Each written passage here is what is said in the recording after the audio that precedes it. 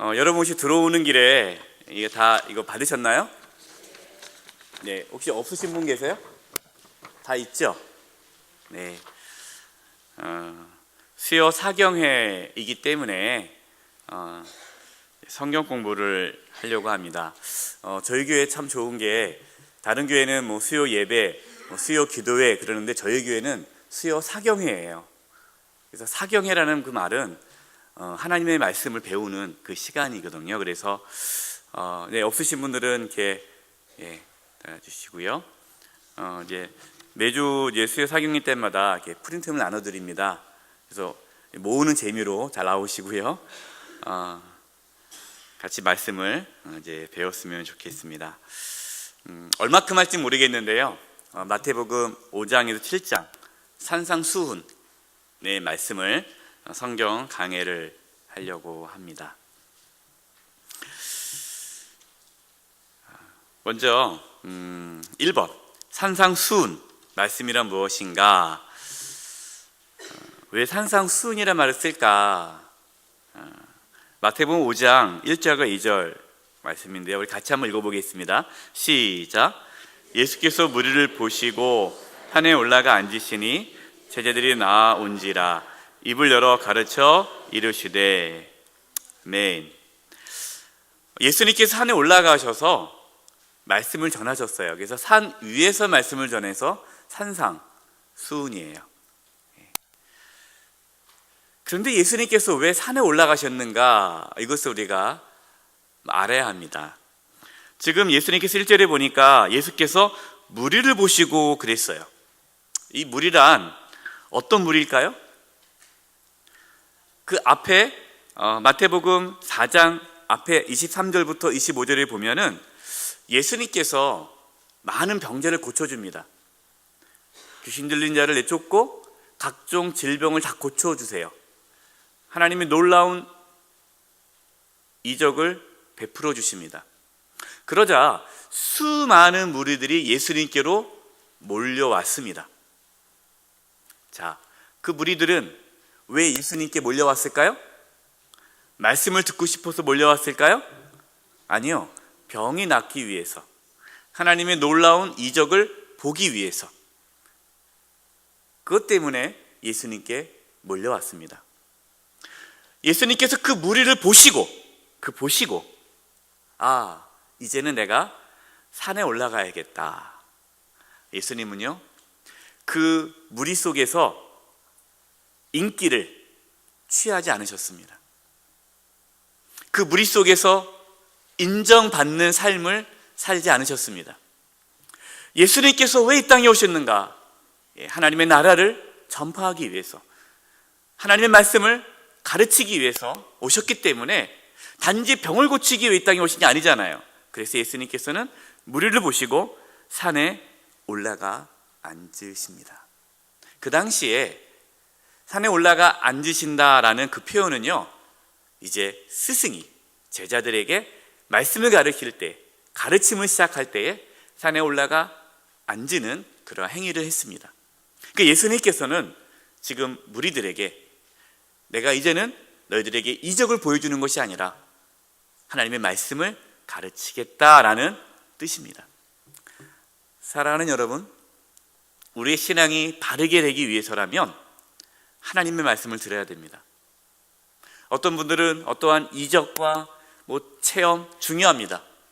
중요하지만 어떠한 특별한 체험을 강조하고 어떠한 이적을 쫓아가는 신앙은 올바른 신앙이 될 수 없습니다. 저와 여러분 늘 하나님의 말씀을 사모하시고 하나님의 말씀을 가까이 할 수 있기를 바랍니다. 예수님께서 산에 올라가시니 누가 나옵니까? 제자들이 나오는지라. 무리라고 표현하지 않습니다. 제자가 나옵니다. 제자가 무엇입니까? 배우는 자죠. 예수님께서 승천하시면서 제자들에게 이렇게 말씀했습니다. 모든 족속으로 뭘 삼아? 제자를 삼아. 저와 여러분은 하나님의 자녀이면서도 예수님의 제자입니다. 제자는 예수님의 가르침을 받는 자고, 더 나아가 예수님이 살아갔던 그 삶을 쫓아가는 자가 제자입니다. 예수님께서는 산에 오르셔서 이제 말씀을 전하십니다. 하나님의 말씀을 듣고 따르고 싶은 그 제자들이 예수님께 나와왔습니다. 여러분, 여기서 제자란 12명의 제자가 아닙니다. 예수님에게 12명의 제자뿐만 아니라 수많은 제자가 있었습니다. 그 수많은 제자 중에 특별히 12명을 특별히 세운 것이지 예수님의 제자가 12명은 아니었습니다. 많은 제자들이 예수님께 나오셨습니다. 예수님께서 마태복음 5장부터 시작해서 이제 7장 말씀을 마치시는데, 마지막 말씀 마태복음 7장 28절 29절 말씀입니다. 같이 한번 읽어보겠습니다. 시작. 예수께서 이 말씀을 마치심에 무리들이 그의 가르침에 놀라니 이는 그 가르치시는 것이 권위 있는 자와 같고 그들이 서기관들과 같지 아니함일러라. 아멘. 말씀을 딱 마치니까 사람들이, 그 무리들이, 그 제자들이 예수님의 가르침에 놀랐습니다. 왜 놀랐을까요? 그 예수님의 말씀에 권위가 있는 거예요. 영적인 힘이 있는 거죠. 또 그들의 서기관들과 같지 않다. 그 당시에 서기관들이 하나님 말씀을 가르쳤거든요. 근데 서기관들이 가르쳤던 말씀과 예수님께서 말씀하신 말씀이 달랐다. 물론 내용적인 면에서 달랐습니다. 내용적인 면으로 달랐던 것이 이제 우리가 산상수훈을 말씀을 하나하나 보면서 그 당시 종교 지도자들이 가르쳤던 말씀하고 예수님께서 가르쳤던 말씀이 다르다는 것을 알 수 있습니다. 내용뿐만 아니라 또 뭐가 달랐느냐? 서기관들은 말만 했고 그렇게 살지 않았지만 예수님은 말씀하신 대로 사셨습니다. 그래서 이런 말이 있어요. 산상수훈은 예수님의 자서전이다. 무슨 말씀입니까? 예수님께서 말씀하시고 그 말씀대로 사셨다라는 거예요. 그러니까 산상수훈의 말씀은 예수님의 삶의 모습이 담겨져 있습니다. 예수님께서 어떻게 사셨는가, 이것을 알고 싶으면 산상수훈을 보면 예수님의 삶의 모습이 들어 있습니다.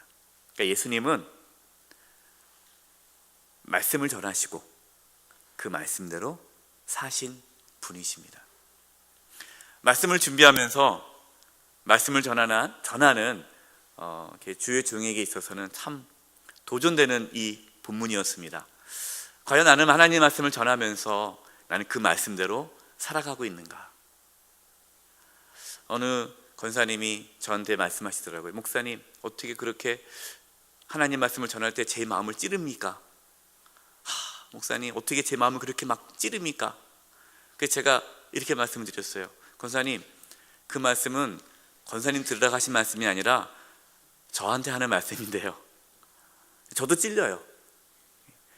여러분 오해하지 마세요. 제가 하나님 말씀 전하니까 목사님은 저렇게 사나 보다 생각하는데 그렇게 살려고 노력하고 있습니다. 저도 신앙생활 하고 있는 중이고요. 예수님께서는 하나님의 말씀을 전하시고 그 말씀대로 사셨다는 거예요. 우리도 하나님의 말씀을 들으면 그 말씀대로 살아가려고 몸부림쳐야 합니다. 말씀을 아는 게 중요한 것이 아닙니다. 말씀을 내가 누구에게 전하는 게 중요한 것이 아닙니다. 그 말씀대로 살아가는 삶이 우린 가운데 있느냐 없느냐, 이것이 중요합니다. 저는 소망하고 기도합니다.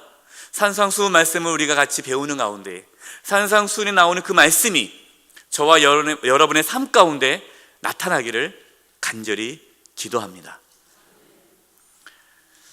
두 번째, 산상수훈 말씀에 오해가 있어요. 오해. 어떤 오해냐? 첫 번째, 율법주의의 오해가 있습니다. 이 말은 뭐냐면 이 산상수훈의 말씀을 지켜야 구원을 받는다. 또한 이것을 하나의 윤리적인 말씀으로만 또 이해하는 분들이 있어요. 여러분, 둘 다 아닙니다.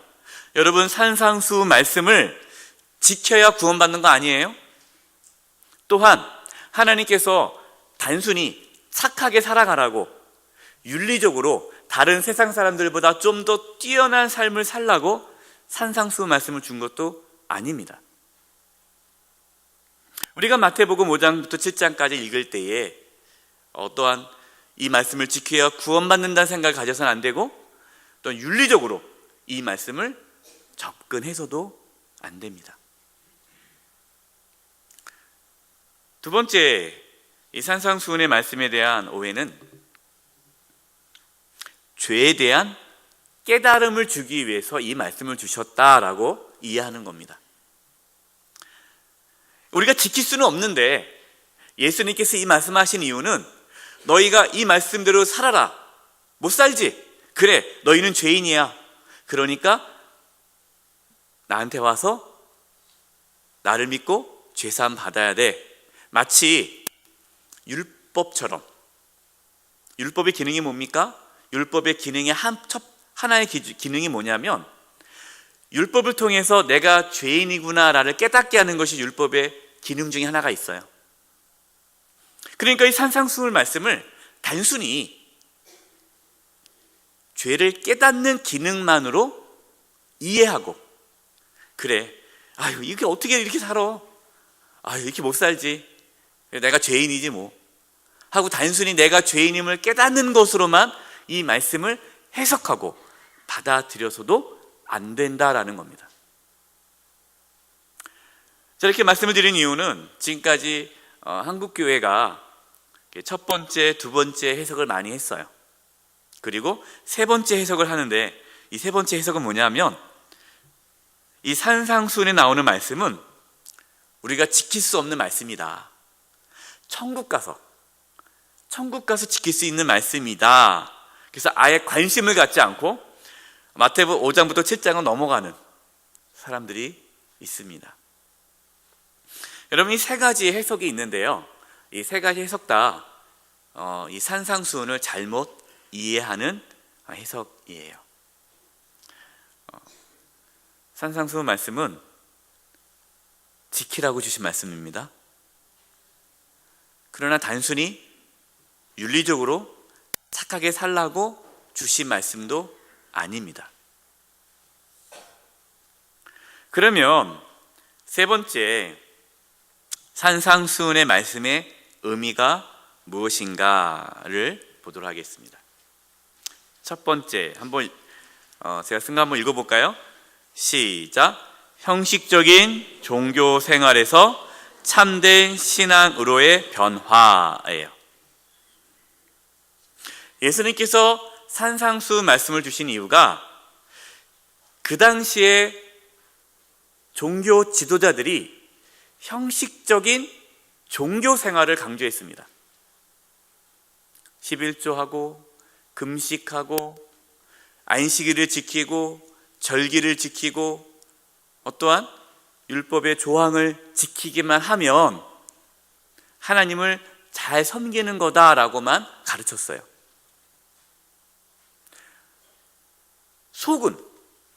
마음은 악이 가득한데, 속은 누구를 미워하는데, 속은 아주 악한 생각이 가득 찼는데, 그것은 다루지 않고 겉만 잘 종교적인 그러한 생활만 하면 훌륭한 신앙인이다라고 가르쳤단 말이죠.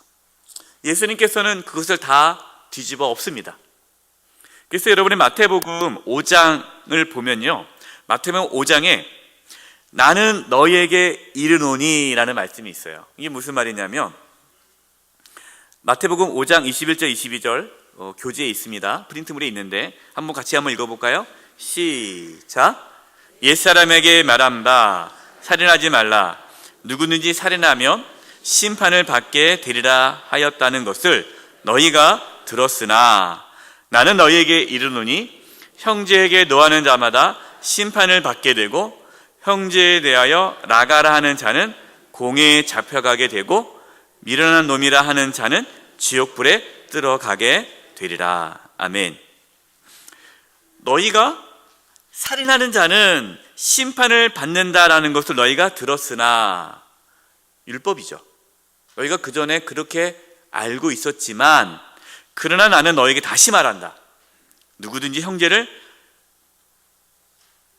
형제에게 노하는 자마다, 또 형제에게 미련한 노음, 형제를 욕하는 자마다 지옥에 들어간다. 여러분, 이 말씀을 들으면 우리 다 지옥에 가야 되잖아요. 그러니까 사람들이 어떻게 생각했냐면, 야, 말도 안 돼. 이러면 다 지옥 가지. 누가 지옥 안 가겠어? 이렇게 단순히 이 말씀은 우리가 지킬 수 없는 말씀으로 이렇게 딱 치부해 버렸는데, 사실은 그것이 아니라는 거죠. 예수님께서 산상수훈 말씀을 주신 이유는 우리의 신앙이 외적인 것이 아니라 내면적인 부분이다. 여러분, 산상수훈을 이제 하나씩 보게 되면요, 예수님께서 내면의 말씀을 주시는 거예요. 내면. 네 내면이 어떠냐? 네 속사람이 어떠냐? 네 마음이 어떠냐? 예수님의 관심은 마음입니다. 마음. 하나님은 우리의 마음을 보십니다. 예, 우리의 마음을 보시는 거예요. 우리의 마음이 진짜의 내 모습이죠. 산상수훈은 참된 신앙의 모습을 보여주는 것입니다. 그래서 제가 한국교회에 회복해야 할 말씀을 고르라면 저는 산상수훈을 둡니다. 그래서 우리가 함께 산상수훈 말씀을 첫 부임하면서 나누려고 이렇게 시작한 것입니다. 왜 그러냐면 지금 한국교회 우리가 많은 이야기를 듣지 않습니까? 교회에 많은 영적 힘이 사라졌고 또 세상으로부터 비난을 받는데 왜 그런가? 이유는 하나죠. 예수님처럼 살지 않기 때문이에요. 예수님처럼 살면 예수님처럼 살면 교회는 세상을 이끌어갑니다. 그러나 교회가 더 이상 예수님처럼 살아가는 모습이 없기 때문에 교회가 힘을 잃은 거죠. 그럼 예수님과 같은 삶을 회복하려면 어떻게 합니까? 산상수훈의 말씀이 회복되어져야 되는 거예요. 그래서 우리가 이번 수요 사경회를 통해서 산상수훈 말씀을 나눌 때에 우리 안에 그 은혜가 있기를 간절히 바랍니다. 두 번째, 하나님께서 기뻐하시는 삶이 산상수훈에 들어있어요. 여러분, 하나님을 기쁘게 하고 싶지 않으십니까? 기쁘게 하고 싶죠.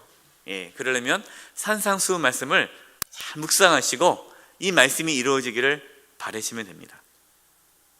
근데 제가 그 옆에다가 하나님께서 기뻐하시는 삶 해놓고 그리스도인의 새로운 삶이라고 적었습니다. 그리고 첫 번째 이번 과의 주제가 뭡니까? 새로운 삶이에요. 새로운 삶. 이게 무슨 말씀이냐? 산상수훈은 아무나 살 수 없습니다. 아까 제가 처음에 서두에 산상수훈은 윤리적인 말씀이 아니라고 그랬죠. 윤리적인 말씀은 뭐예요? 예수님을 믿지 않아도 살아갈 수 있는 삶이 윤리적인 삶이에요. 그러나 산상수훈은 예수님을 믿지 않으면 살아갈 수 없는 삶입니다. 산상수훈의 말씀은 나의 의지로, 나의 윤리적인 어떠한 노력으로, 도덕적인 어떠한 힘으로 살아갈 수 있는 삶이 아닙니다. 그렇게 접근하면 산상수훈의 말씀을 살아낼 수가 없어요. 예수님께서 말씀하시는 이 산상수훈의 말씀은 예수님을 믿고 성령이 임한 사람에게 이전 것은 지나갔으니 보라 새 것이 되었도다. 예수님 안에서 새로운 피조물, 하나님의 자녀가 된 사람만이 살아갈 수 있는 새로운 삶이 산상수훈의 말씀입니다. 그럼 저와 여러분의 산상수훈의 말씀을 어떻게 살아낼 수 있을까요? 우리의 힘과 능력으로 살 수 있습니까? 아니에요. 우리의 힘과 능력으로 살 수 없습니다. 산상수훈의 말씀은 성령이 충만할 때 성령의 능력으로 살아낼 수 있는 삶입니다. 예수님을 믿으면 성령이 임하십니다. 성령이 임하시면 그 사람은 성령의 인도함에 따라 살아가는 사람이 됩니다. 그래서 하나님의 사람은, 하나님의 자녀는 누구든지 그리스도의 영, 성령이 계십니다. 그래서 성령의 인도함을 받는 자는 하나님의 자녀다라고 말씀하고 있습니다. 그 하나님의 자녀만이 성령의 이끌림을 받아 성령의 인도함에 따라 살아가는 자만이 산상수훈의 말씀을 살아갈 수 있습니다. 왜 우리가 산상수훈의 말씀을 살아가려고 노력해도 안 됐을까요? 성령의 인도함에 따라 살지 않았기 때문입니다. 성령의 충만함이 우리 가운데 없기 때문입니다. 성령이 충만할 때 우리는 산상수훈의 말씀을 삶에서 살아낼 수 있습니다. 이것이 회복되어야 합니다. 로마서 12장 1절과 2절 말씀입니다. 우리 한 해 동안 하나님께서 우리에게 주신 말씀이죠. 다시 한번 읽어보겠습니다. 시작. 그러므로 형제들아, 내가 하나님의 모든 자비하심으로 너희를 권하노니 너희 몸은 하나님이 기뻐하시는 거룩한 산 제물로 드리라. 이는 너희가 드릴 영적 예배니라. 너희는 이 세대를 본받지 말고 오직 마음을 새롭게 함으로 변화를 받아 하나님의 선하시고 기뻐하시고 온전하신 뜻이 무엇인지 분별하도록 하라. 아멘. 하나님의 선하시고 기뻐하시고 온전한 뜻이 산상수훈에 들어있어요.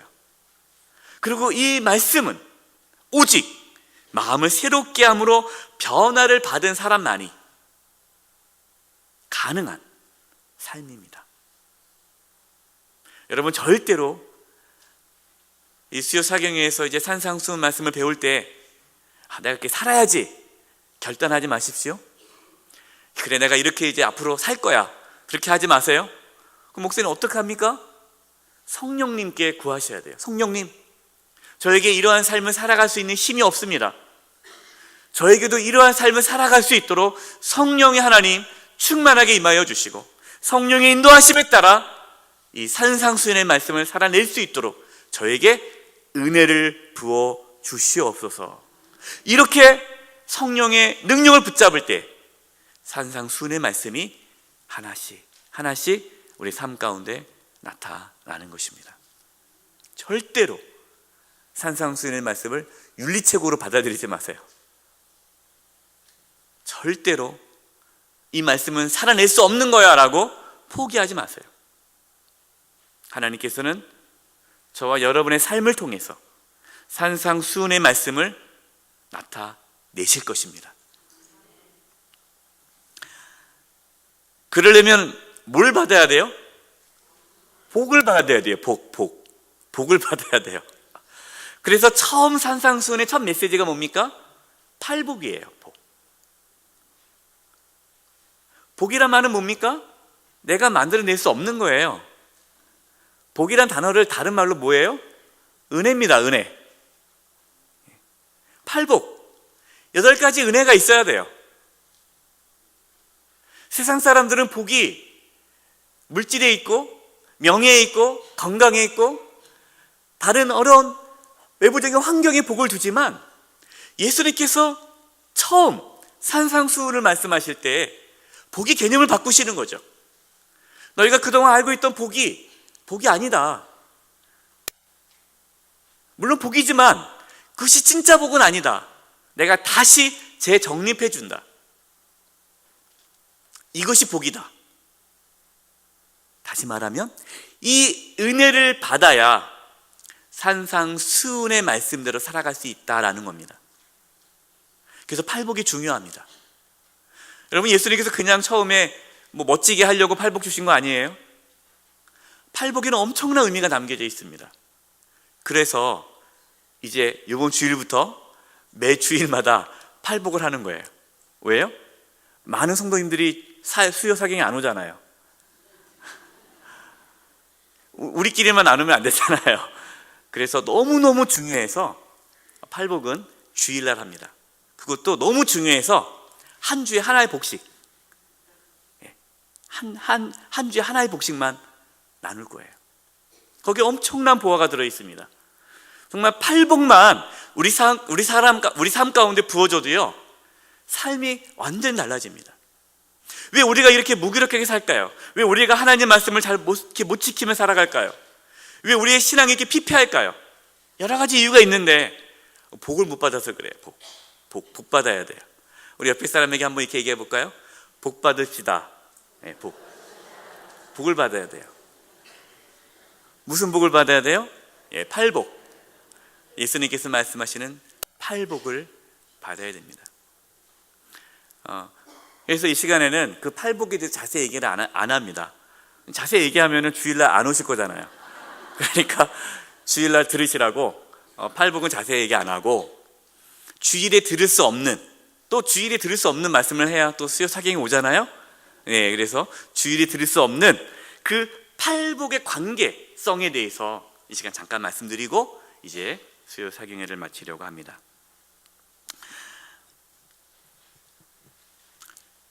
팔복에 제가 이렇게 8개의 팔복을 박스로 했는데요, 가장 중요한 게 무슨 복일까요?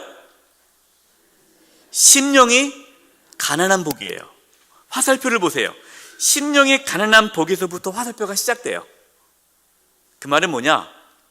심령이 가난한 자만이 뭐 할 수 있어요? 애통할 수 있어요. 심령이 가난하지 않으면 애통하지 않습니다. 애통할 게 없어요. 내가 가난하지 않은데 왜 애통합니까? 그래서 가장 중요한 복, 심령이 가난한 복이에요. 얼마나 복이 있느냐? 심령이 가난한 자는 뭘 얻습니까? 천국이 저희 것이며.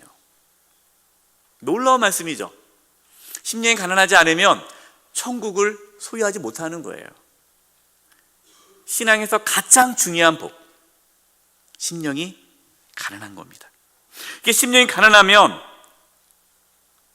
사람이 어떻게 됩니까? 애통하죠. 그게 회개죠. 또 심령이 가난하면 애통해야 하는 자입니다. 그 심령이 가난한 자는 온유할까요? 교만할까요? 온유하죠. 그래서 심령이 가난한 자는 애통하고요, 애통한 자는 또 겸손하기 때문에 온유해요. 싸납지가 않아요. 내가 죄인인데 뭐 누구한테 죄인이라고 손가락질 하겠어요. 그래서 온유해지는 거예요. 자, 이 온유한 사람은 어디에 목마릅니까? 의에 줄이고 목마른 거예요. 이제 밑으로 보겠습니다. 심령이 가난한 자는 자기 자신에게는 애통하는데, 심령이 가난한 자는 다른 사람에게 어떻게 합니까? 그 밑에 보면은 긍휼히 여기는 거예요. 그래서 심령이 가난한 자는 자기 자신에게는 애통하지만 다른 사람을 봤을 때는 긍휼히 여기는 마음이 있는 거예요.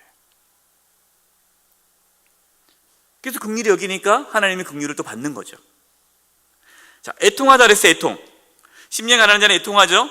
애통하면, 회개하면 마음이 어떻게 됩니까? 청결해지는 거예요.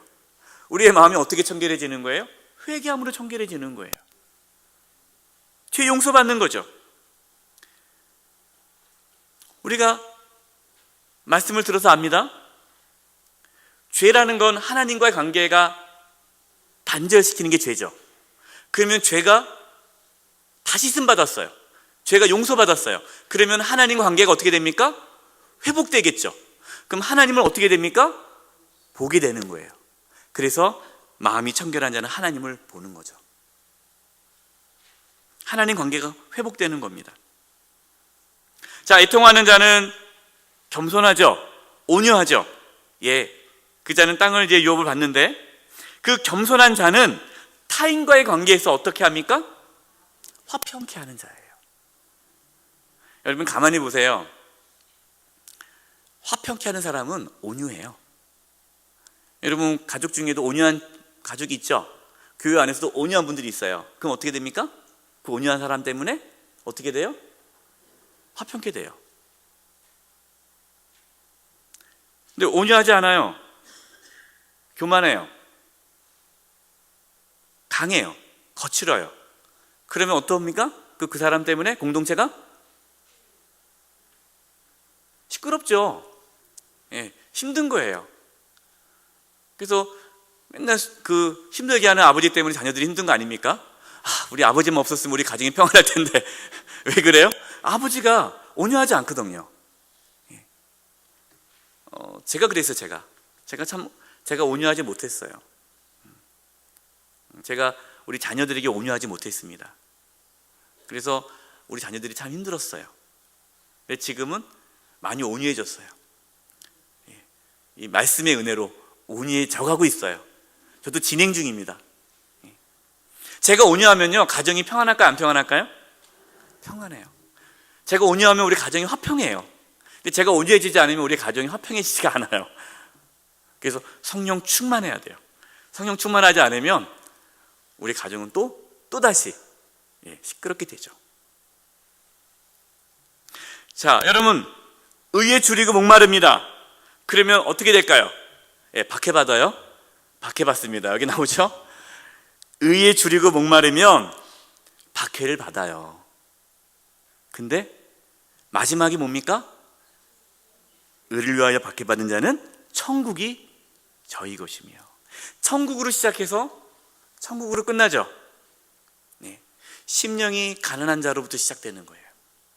신앙의 첫 출발은 심령이 가난한 것부터 시작됩니다. 심령이 가난하지 않으면 내가 어떠한 말씀을 들어도, 내가 20년, 30년 신앙생활 해도 절대로 변화되지 않습니다. 삶의 변화는 없습니다. 심령이 가난하기 시작하면 그 복이 그 다음 복을 이끌어와요. 그 다음 복을 이끌어와요. 그래서 결국에는 의를 위하여 박해를 받을 수 있는 성숙한 신앙까지 이르릅니다. 그때 우리는 이제 천국에 들어가는 거죠. 결론이에요. 5번째, 참된 복을 누리는 삶. 저는 저와 여러분이 이 산상수훈을 통해, 또 이 팔복을 통해 참된 복을 누리기를 바랍니다. 참된 복은 이 팔복의 삶이 우리 가운데 이루어져서 예수님께서 마태복음 5장에서 7장까지 말씀하셨던 그 산상수훈의 말씀이 우리 삶 가운데 나타나는 것, 이것이 참된 복입니다. 올 한 해 이 복을 누리는 저와 여러분 되기를 주님의 이름으로 축원드립니다. 기도하겠습니다. 하나님, 산상수훈의 말씀을 통해 우리 심령이 새롭게 되기를 원합니다. 산상수훈의 말씀을 통해 저희들에게 성령의 충만함이 임하기를 원합니다. 그래서 예수님께서 말씀하신 이 귀한 말씀대로 저희도 이 땅에 살아갈 수 있는 복을 누리게 하여 주시옵소서. 이제 수요 사경의 이 시간에 산상수훈의 말씀을 나누려고 합니다. 부족한 종입니다. 하나님 도구로 사용해 주셔서 하나님의 말씀을 바르게 잘 대언할 수 있도록 도와주시고 피차 이 말씀을 통해 은혜 받는 시간 되게 하여 주시옵소서. 예수님의 이름으로 기도드립니다. 아멘.